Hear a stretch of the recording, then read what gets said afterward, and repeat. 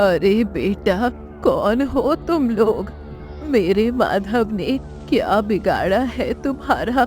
हमें छोड़ दो, हम तो गरीब लोग हैं। गरीब? अरे बुढ़िया तेरा घर तो महाराज के दरबार से ज्यादा चमक रहा है। अब सच सच बता, वो सिक्का और तेरा बेटा कहाँ है?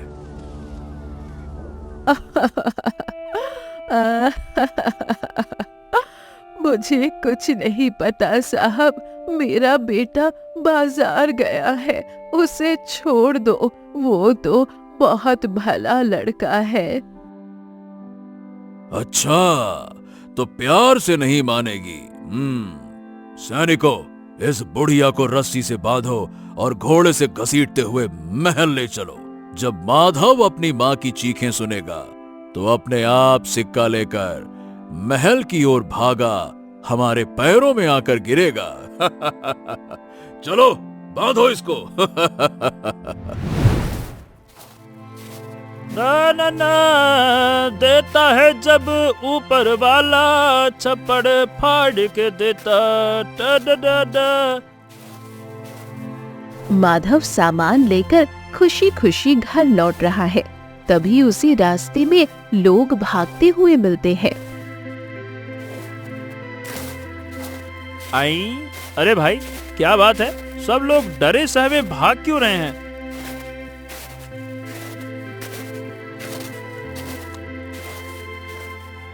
संजू की माँ, तुम रो क्यों रही हो, क्या बात है?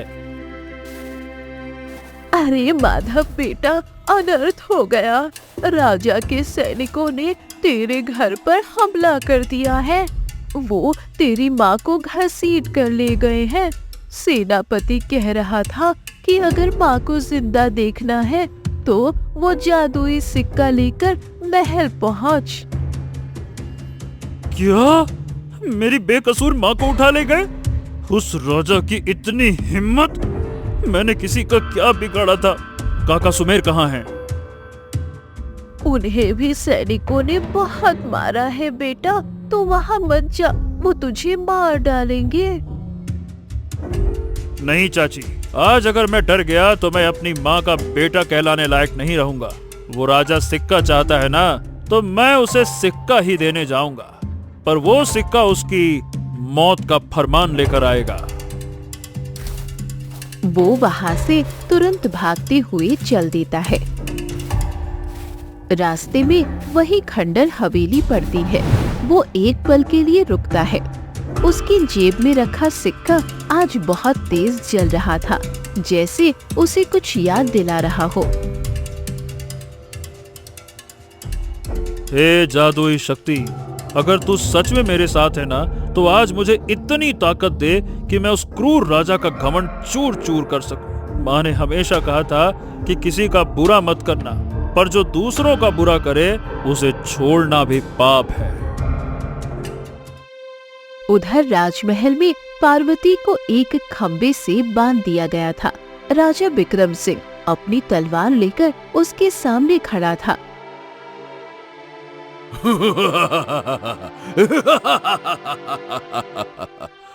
देख बुढ़िया, तेरा बेटा तो अभी तक नहीं आया। लगता है उसे अपनी माँ से ज्यादा उस जादुई सिक्के या जादुई शक्ति से प्यार है।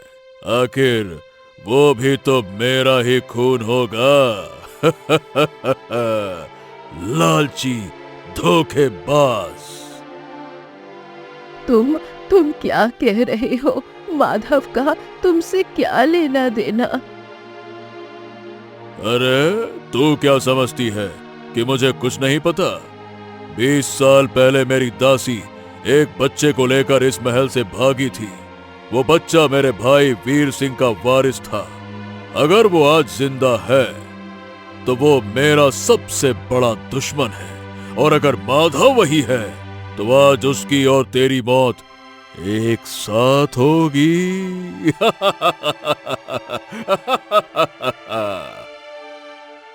हे भगवान, आखिरकार राजा को सच का पता चल गया है। अब माधव को कोई नहीं बचा सकता। महल के विशाल दरवाजे पर सैकड़ों सैनिक पहरा दे रहे हैं। माधव अकेला खड़ा था, लेकिन उसके चेहरे पर खौफ नहीं था। ए राजा विक्रम सिंह, ए विक्रम सिंह, कहाँ है तू? अरे ओ कायर, बुज़दिल, देख तेरा काल आ गया है। मेरी माँ को छोड़ दे, वरना आज इस महल की एक भी ईंट सलामत नहीं बचेगी।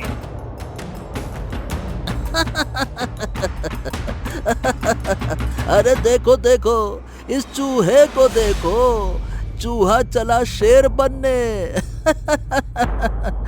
अरे पकड़ो इसको।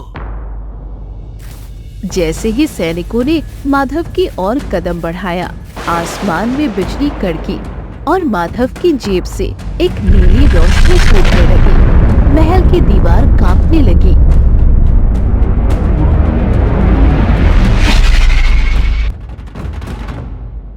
वाह भाई वाह, तू तो सच में मौत के मुंह में खुद ही चलकर आ गया।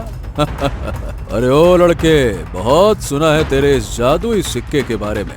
जरा बाहर निकाल उसे, वरना अभी तेरा सर धड़ से अलग कर दूंगा। अरे सेनापति जी, इतने उतावले क्यों हो रहे हो? सिक्का तो मैं दे दूंगा, पर पहले मेरी माँ को मेरे सामने लेकर आओ।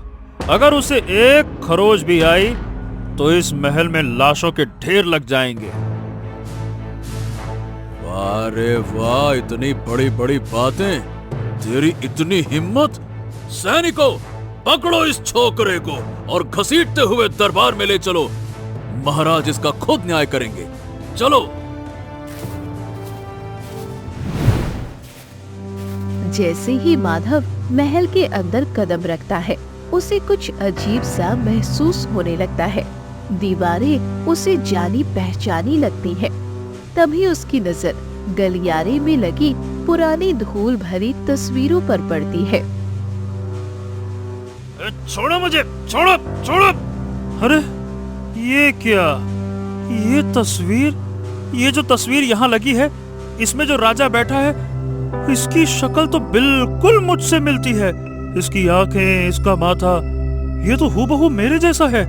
कमाल है, ये क्या माजरा है? अरे चल आगे चल चल। तस्वीर क्या देख रहा है? ये हमारे पूर्व राजा वीर सिंह जी की तस्वीर है, जो सालों पहले एक हादसे में मारे गए थे। तू अपनी औकात देख, उनसे शक्ल मिलाता है। चलेंगे। पूर्व राजा वीर सिंह, पर मेरा चेहरा इनसे क्यों मिल रहा है? और वो सिक्का, वो मेरी जेब में इतना तेज क्यों धड़क रहा है? हाँ? दरबार में सन्नाटा है। माधव को बीच में लाकर खड़ा कर दिया जाता है। राजा उसे नफरत भरी नजरों से देख रहा है। तो तू ही है वो माधव जो मिट्टी से सोना उगाता है। अरे ओ लड़के, तू जानता नहीं कि तू किससे टकरा रहा है? ये हमारा राज्य है, हमारा। यहाँ की हवा, अरे यहाँ की हवा भी हमसे पूछे बिना नहीं चलती है। ला बच्चे, वो सिक्का हमें दे दे। राजा साहब, सुना है कि आप बहुत बहादुर हैं। फिर एक अंधी बुढ़िया को कैद करके क्या साबित करना चाहते हैं? पहले मेरी माँ को छोड़िए और ये सिक्का ले लीजिए, पर याद रखिएगा, इसे संभालने की ताकत आप में है नहीं। ताकत की बात तो मत कर। सेनापति, जाओ और उस बुढ़िया को यहाँ लेकर आओ। इसे दिखाओ कि राजा के खिलाफ बोलने का अंजाम क्या होता है। जैसे ही माधव ने जेब से सिक्का निकाला, पूरे दरबार में एक तेज सुनहरी रोशनी फैल गई। सिक्के से एक ऐसी शक्ति निकली कि जो सैनिक माधव को पकड़े हुए थे, वो झटके से पीछे गिर पड़े और एक गुप्त दरवाजा खुल गया। हैं? अरे अरे ये क्या हो रहा है? ये रास्ता, ये तो जमीन के नीचे जा रहा है। अब मेरी जेब से सिक्का खुद ब खुद उस रास्ते की तरफ खींचा जा रहा है। अरे अरे अरे! माधव, अंदर जा। तेरी पहचान वहीं छिपी है। डर मत, तेरा असली खून तुझे पुकार रहा है। अरे नहीं नहीं नहीं नहीं, उस रास्ते पर मत जाना सैनिकों, रोको रोको इसे। ये तो वही गुप्त तहखाना है जिसे मैं 20 सालों से नहीं खोल पाया। रोको इसको। माधव भागते हुए तहखाने के अंदर पहुंचता है। वहां एक पुरानी संदूक रखी है। जैसे ही माधव उसे छूता है, संदूक खुल जाती है और उसमें से एक पत्र और एक राज मुकुट निकलता है। मैं राजा वीर सिंह ये पत्र अपने पुत्र के लिए लिख रहा हूँ। मेरा भाई विक्रम लालची है, उसने मुझे जहर दिया है। मेरी वफादार दासी पार्वती राजकुमार को लेकर भाग रही है। अगर कभी मेरा बेटा वापस आए तो ये सिक्का उसे उसका राज दिलाएगा। क्या? इसका मतलब मैं एक गरीब अनाथ नहीं हूँ। मैं राजा वीर सिंह का बेटा हूँ और ये विक्रम सिंह ये मेरा चाचा है जिसने मेरे पिता को मारा। वाह रे किस्मत वाह, जिसे मैं अपनी माँ समझता रहा वो मेरी जान बचाने वाली फरिश्ता निकली। माधव तहखाने से बाहर निकलकर सीधा दरबार के बीचों बीच खड़ा हो जाता है। उसके हाथ में वो पुराना राजमुकुट है। राजा विक्रम सिंह अपनी गद्दी से उठकर पीछे हटने लगता है। महल की मशालें अपनी आप तेज जलने लगती हैं। राजा विक्रम सिंह! विक्रम सिंह, अपनी गद्दी से नीचे उतर। आज इस पर बैठने वाले हर पापी का हिसाब होगा। तूने समझा था कि तूने एक वारिस को मार दिया, पर देख आज मैं लौट आया हूँ।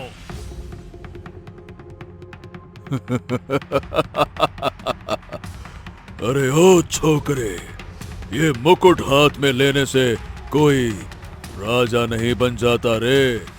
ये महल, ये सोना, ये सब मेरा है, मेरा। सेनापति, खड़े खड़े देख क्या रहे हो? इसका सर कलम कर दो और वो सिक्का इससे छीन लो। बिल्कुल, अभी लीजिए महाराज, अभी इसकी गर्दन जमीन पर होगी।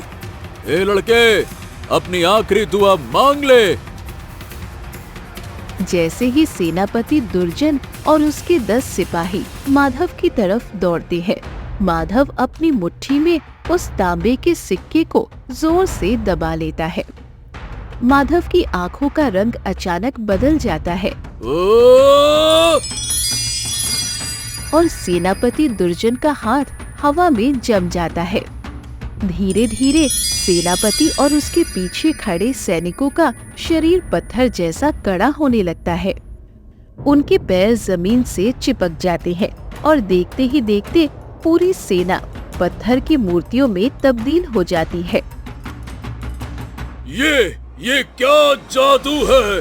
दुर्जन सिंह उठो, दुर्जन सिंह आगे बढ़ो, हमला करो। कोई है, तुम सब पत्थर कैसे बन गए? अरे कोई है क्या? कोई है क्या? शांत हो जाओ विक्रम सिंह, ये जादू नहीं है। ये उन पूर्वजों का न्याय है जिन्हें तुमने धोखा दिया। ये सिक्का सिर्फ दौलत नहीं देता, ये गद्दारों को सजा भी देता है।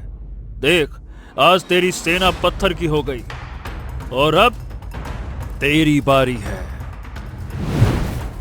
माधव तेजी से आगे बढ़ता है और पार्वती माँ की लोहे की बेड़ियां तोड़ देता है।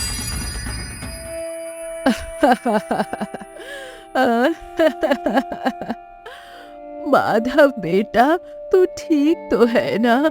मैंने सुना तूने पत्र पढ़ लिया। तू राजा वीर सिंह का अंश है।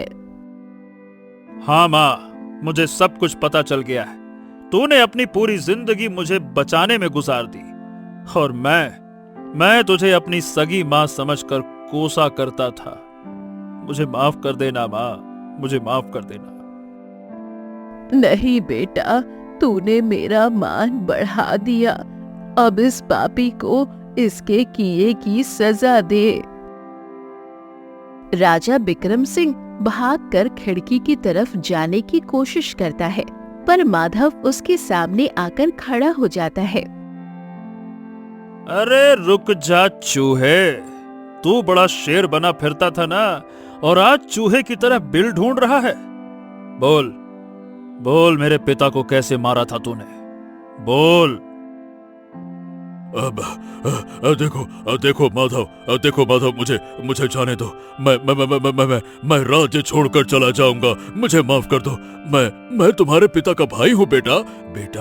मैं तुम्हारा चाचा हूँ ना, तुम्हारा चाचा। भाई, जो भाई अपने ही भाई की जान ले ले, वो भाई नहीं कसाई होता है। तुझे मैं मारूंगा नहीं, तुझे मैं उसी काल कोठरी में डालूंगा जहां तूने बेगुनाहों को सड़ाया है। सारी उम्र तू उस अंधेरे में अपनी मौत का इंतजार करेगा। चल मेरे साथ। माधव राजा को घसीटते हुए नीचे ले जाता है और उसे खुद अपने हाथों से जेल में बंद कर देता है। जैसे ही राजा जेल के अंदर जाता है, महल की चमक वापस आने लगती है। गांव वाले जो बाहर डरे खड़े थे, धीरे धीरे अंदर आने लगते हैं। जय हो महाराज माधव की जय हो। अरे हमने तो पहले ही कहा था, इस लड़के के भाग्य में राजयोग है। आज हमारे राज्य को आखिरकार उसका असली राजा मिल गया। अरे महाराज, हमें माफ कर देना, हमने आपको मनहूस कहा। हमें क्या पता था कि हमारे बीच साक्षात राजकुमार रह रहे हैं। बस, शांत हो जाइए आप लोग। आज से इस राज्य में कोई भी गरीब भूखा नहीं सोएगा। जो खुशहाली मेरे घर में आई थी, अब वो हर झोपड़ी में आएगी।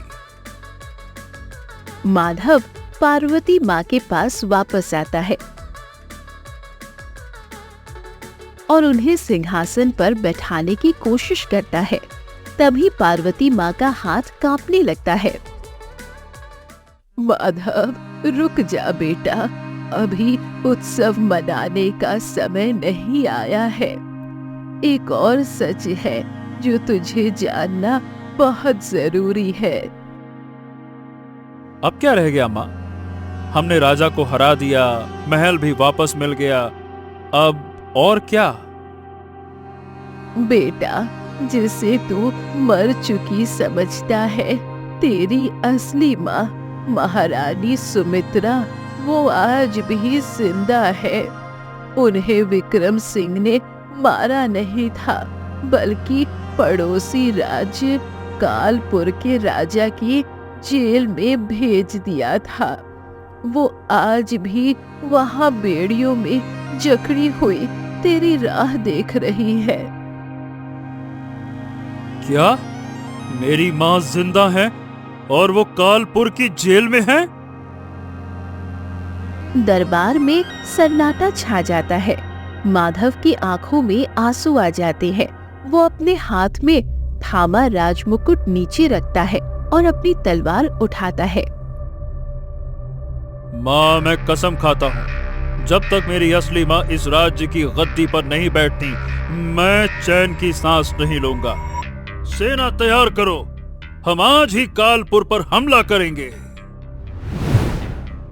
माधव अपनी एक छोटी लेकिन निडर सेना लेकर कालपुर की सीमाओं पर पहुंच जाता है।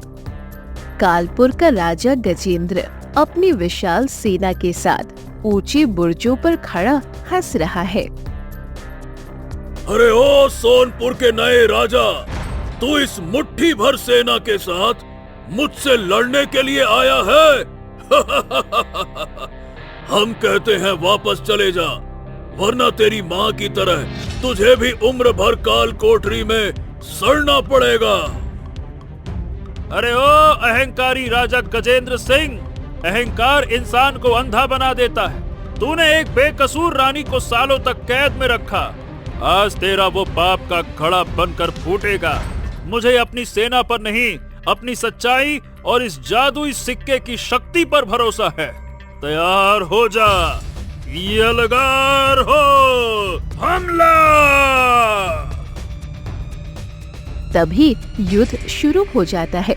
दोनों तरफ के सैनिक आपस में भिड़ जाते हैं। माधव बिजली की गति से दुश्मनों को धूल चटा रहा था। अब समय आ गया है। हे पूर्वजों की शक्ति, मेरी मदद करो, मदद करो। माधव ने अपनी मुट्ठी में सिक्के को कस के पकड़ा।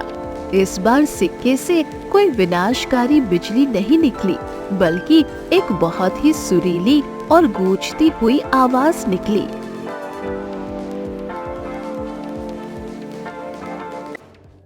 माधव महल के सुरक्षा घेरे को तोड़ते हुए सीधा काल कोठरी की तरफ भागता है। वहाँ एक कोने में बेड़ियों से जकड़ी हुई सफेद बालों वाली एक महिला बैठी है। उनकी आंखों में थकान थी, पर चेहरे पर एक राजसी तेज आज भी है।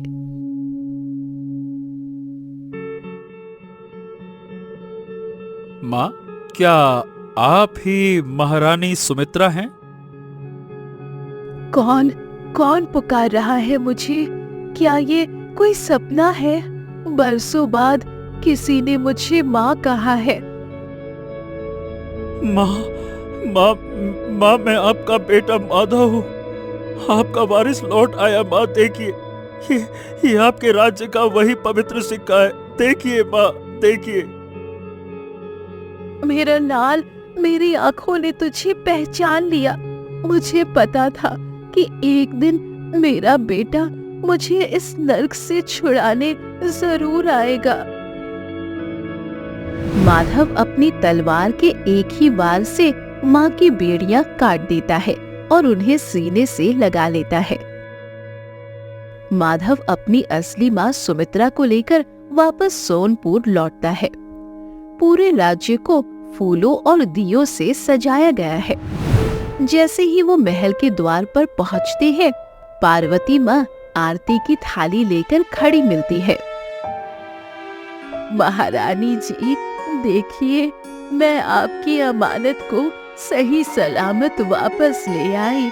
आज मेरा जीवन धन्य हो गया।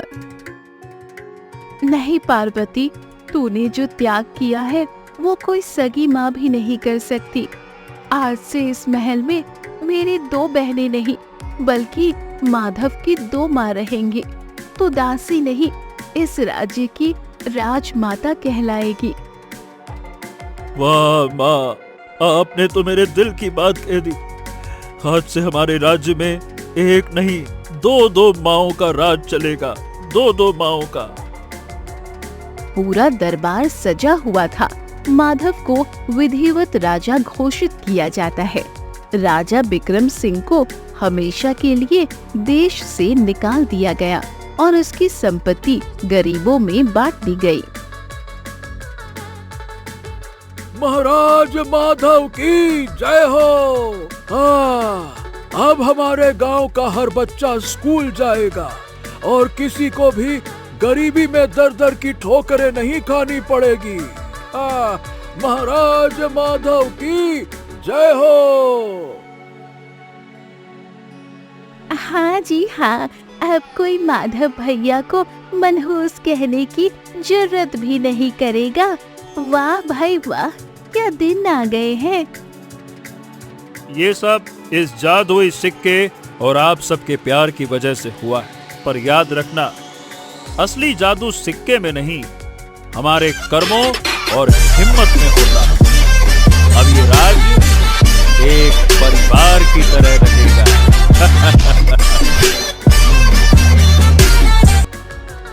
शाम हो चुकी थी, सूरज ढल रहा है और पूरा महल सुनहरी रोशनी में नहाया हुआ था। माधव अपनी दोनों माँओं के साथ बगीचे में बैठा हुआ था। धन्यवाद बाबा कालदेव, आपने एक भटकते हुए लड़के को उसका मुकाम दिखा दिया। धन्यवाद। माधव ने वो जादुई सिक्का निकाला और उसे महल के मुख्य स्तंभ में हमेशा के लिए जड़ दिया, ताकि वो आने वाली पीढ़ियों को याद दिलाता रहे कि सच्चाई की जीत हमेशा होती है।